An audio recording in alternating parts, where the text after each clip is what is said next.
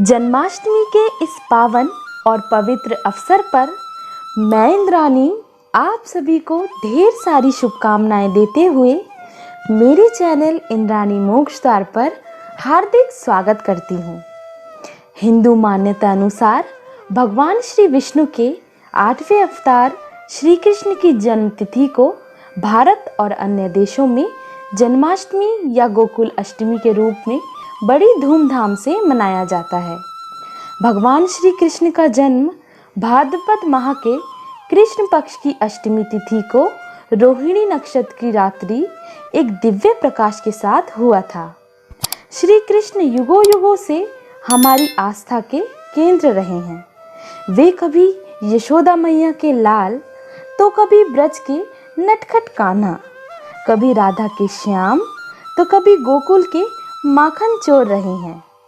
ये सभी प्रभु श्री कृष्ण की अलग अलग लीलाएं हैं जो सभी भक्तों के मन को बड़ी लुभाती हैं। तो चलिए आज मेरे इस वीडियो के माध्यम से प्रभु श्री कृष्ण की उस जन्म तिथि को फिर से एक बार जान लेते हैं।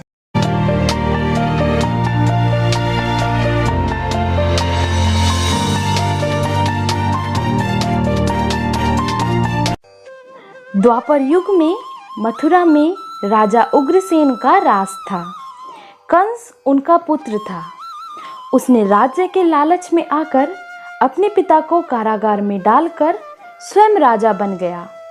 राजा बनने के बाद उसके अत्याचारों से पूरी मथुरा नगरी बड़ी परेशान थी।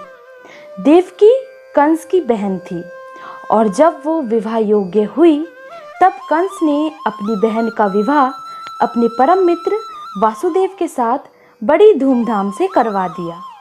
जब अपनी बहन को विदा करने का समय आया तो कंस ने देवकी और वासुदेव को रथ में बैठाकर स्वयं ही रथ का सारथी बन गया। तभी अचानक ही आकाशवाणी हुई कि वो जिस बहन को इतने प्रेम और आदर से विदा कर रहा है उसी की 8वीं संतान उसकी मृत्यु का कारण बनेगी। ये सुनकर कंस देवकी को मारने के लिए आगे बढ़ा।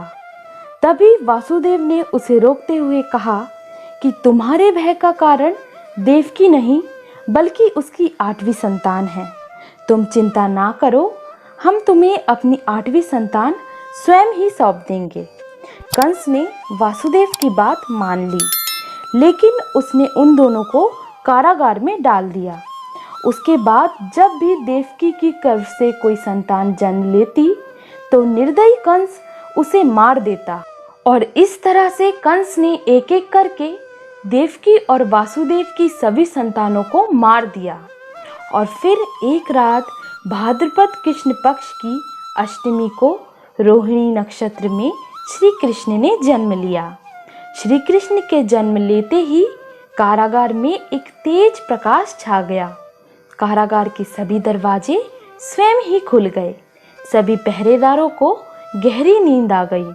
तभी अचानक वासुदेव और देवकी के सामने भगवान विष्णु प्रकट हुए और उन्होंने कहा कि उन्होंने ही स्वयं श्री कृष्ण के रूप में जन्म लिया है और वे अपने इस संतान की सुरक्षा के लिए इसी समय गोकुल में अपने मित्र नंद के पास छोड़ आए और उनकी नवजात कन्या को लाकर कंस के हाथों सौंप दें। वासुदेव ने प्रभु के आदेश अनुसार ऐसा ही किया। और उधर कंस को जब पता चला कि देवकी की 8वीं संतान ने जन्म ले लिया है तो वो उसे मारने के लिए कारागार में पहुंचा। वो कन्या कृष्ण की योग माया थी और जैसे ही कंस ने उस कन्या को मारने के लिए अपने हाथों में उठाया, कन्या उसके हाथों से छूटकर आकाश में चली। और तभी एक और आकाशवाणी हुई कि कंस का काल सुरक्षित ही गोकुल पहुंच चुका है।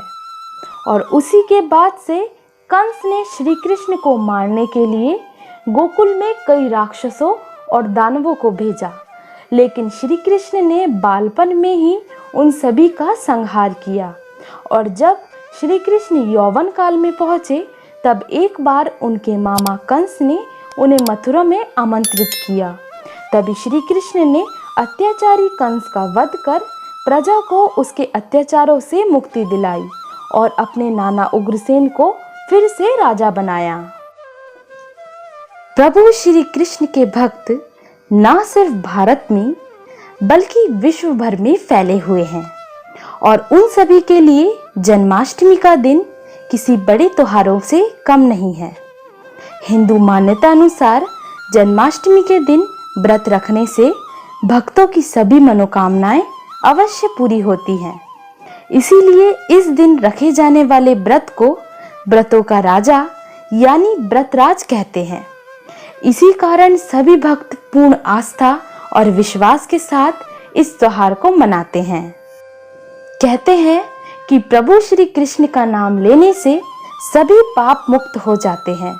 तो आप भी हर्ष और उल्लास से मेरे साथ एक बार बोलिए, नंद के घर आनंद भयो, जय कन्हैया लाल की। तो एक बार और आप सभी को कृष्ण जन्माष्टमी की हार्दिक शुभकामनाएं देते हुए आज की वीडियो मैं यहीं समाप्त करती हूँ और आशा करती हूँ आज का वीडियो आप सभी को ज़रूर पसंद आया होगा। और अगर ऐसा है तो मेरे इस वीडियो को लाइक करें और अपने सभी दोस्तों में शेयर करें। और अगर आप मेरे इस चैनल पर पहली बार आए हैं तो मेरे चैनल इंद्राणी मोक्ष द्वार को सब्सक्राइब ज़रूर करें। तो फिर मुलाकात होगी ऐसी ही कोई नई और इंटरेस्टिंग वीडियो में। तब तक के लिए खुश रहें, सुरक्षित रहें। जय हिंद, वंदे मातरम।